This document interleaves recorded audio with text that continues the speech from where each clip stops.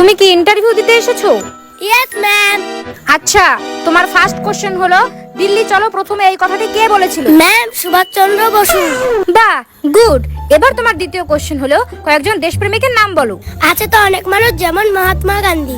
এবার তোমার third question হলো ভারত কবে স্বাধীন হয়েছিল? 1942 সালে হওয়ার কথা ছিল, কিন্তু হইতে হইতে 1947 সালে হয়েছে। এবার তোমার লাস্ট কোশ্চেন হলো আকাশে কয়টা তারা আছে? সেটা তো জানা যায়নি, কিন্তু বিজ্ঞানীরা গবেষণা করছে। এবার তুমি যেতে পারো। নেক্সট। কি কি কোশ্চেন করলো রে? কোশ্চেন তো মনে নাই, উত্তর মনে আছে। সেইটাই ক।